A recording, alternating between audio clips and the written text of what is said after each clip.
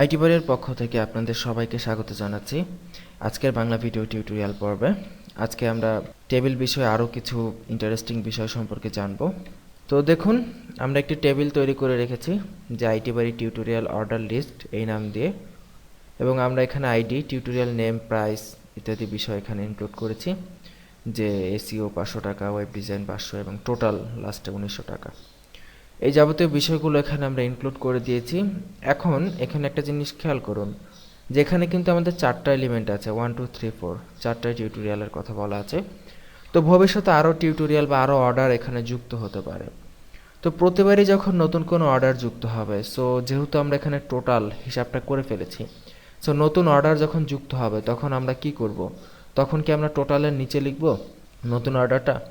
অবশ্যই না। তখন কি হবে, ওই গ্রাফিক্স ডিজাইনের নিচে কিন্তু আমাদের নতুন টিউটোরিয়ালের নাম চলে আসবে এবং তার নিচে টোটাল হিসাবটা হবে।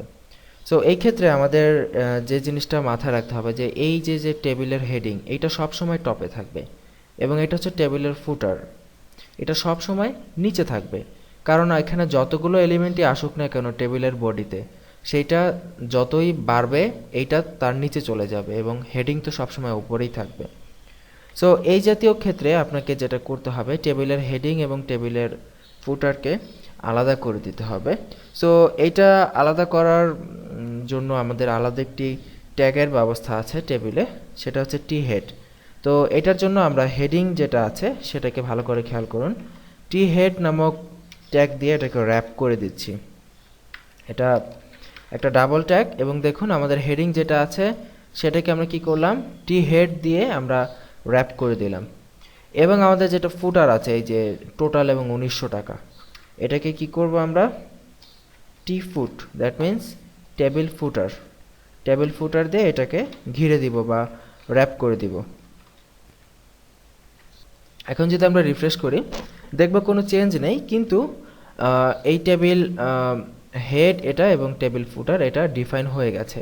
এবং এটা যে ডিফাইন হয়েছে এটা আমরা কিভাবে বুঝবো, তাই না?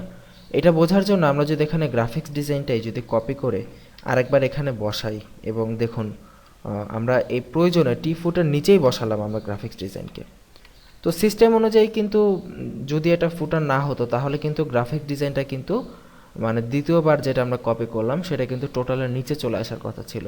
আমরা যদি রিফ্রেশ করি দেখব নতুন গ্রাফিক্স ডিজাইনটা, যদিও আমরা টোটালের নিচে বসিয়েছি, কিন্তু এটা নিচে আসতেছে না, এটা কোথায় আসতেছে, টোটালের ওপরে আসতেছে। এখন আমি শুধু একটা না, আমরা যদি টেবিলের সবার শেষে আরও একটা গ্রাফিক ডিজাইনও বসাই, তারপরেও দেখব এটা টোটালের ওপরেই আসতেছে এবং টোটালটা সবার শেষেই থাকতেছে।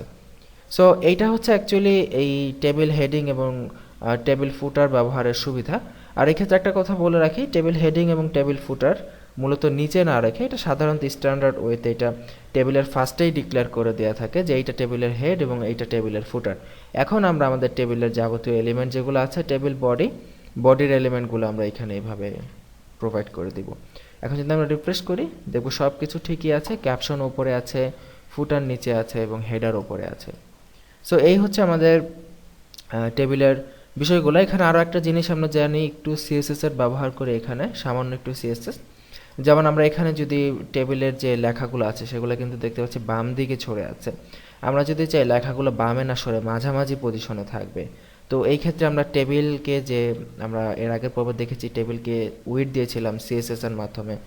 সো আমরা যদি এখানে টেবিলকে আরও একটা সিএসএস প্রপার্টি দেই যে টেক্সট অ্যালাইন, এবং টেক্সট অ্যালাইন যদি আমরা সেন্টার দেই তাহলে আমাদের টেক্সটের অ্যালাইনমেন্ট যেগুলো আছে সেগুলো কিন্তু বাম দিকে না থেকে এইভাবে কিন্তু সেন্টার অ্যালাইন হয়ে যাবে।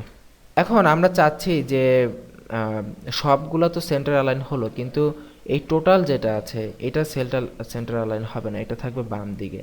তো এই ক্ষেত্রে টোটালটা কোথায় আছে আমরা দেখি, এটা আছে টি ফুটের এই যে এটাতে আছে টিটি। সো যেহেতু আমরা স্পেসিফিক্যালি এইটার জন্য শুধুমাত্র টোটালটাতে আমরা আলাদা ডিজাইন চাচ্ছি, তো আপনি একটু চিন্তা করুন তো, তাহলে আমরা এই শুধু টোটালটাতে মানে পুরো টেবিল সেন্টার অ্যালাইন আছে ঠিক আছে, কিন্তু টোটালটা আমরা চাচ্ছি অনলি টোটালটা লেফট অ্যালাইন হবে। তো এই ক্ষেত্রে আমরা কি করতে পারি একটু চিন্তা করে দেখুন। সো আমরা এর আগে কিন্তু দেখেছি যে ক্লাসের ব্যবহার করতে পারি, আমরা শুধু এই টোটালটাকে একটা আলাদা ক্লাস দিতে পারি, যেমন টেবিল লেফট নামে একটি আমরা ক্লাস দিতে পারি। আর ক্লাস ডিক্লারের সময় ক্ষেত্রে খেয়াল রাখবেন যে ক্লাসের শুরুটা হতে হবে এবিসিডি বা আলফাবেটিক অক্ষরে। আপনি যদি ক্লাসের শুরু 1 2 3 4 বা নিউমেরিক অক্ষর দিয়ে শুরু করেন তাহলে কিন্তু ক্লাসটা কাজ করবে না। সো অবশ্যই আমরা এটাকে আলাদা একটা টেবিলের নাম দিলাম এবং এই ক্লাসটাকে আমরা এখান থেকে সিলেক্ট করে দিলাম। আমরা জানি টেবিলের ক্লাস সিলেক্ট করার জন্য টেবিলের ক্লাসের নামের পূর্বে ডট সাইন দিতে হয়।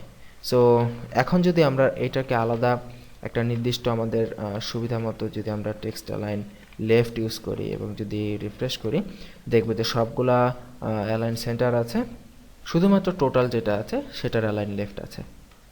আশা করি বুঝতে পেরেছেন যে বিষয়গুলো, এবং আশা করি আপনারা এইভাবে ইমপ্লিমেন্ট করতে পারবেন এবং আমরা প্র্যাকটিক্যাল লাইফে এই ক্লাসের ব্যবহারের একটা বিশেষ সুবিধা আমরা এখানে দেখতে পেলাম। তো বাসায় প্র্যাকটিস করুন এবং নেক্সটের পর্বে আমরা আমাদের এই টেবিলটাকে আমরা আরও বেশি আকর্ষণীয় করে ডিজাইন করা শিখব। তো সেই পর্বের আমন্ত্রণ জানিয়ে এখানে বিদায় নিচ্ছি। আল্লাহ হাফেজ।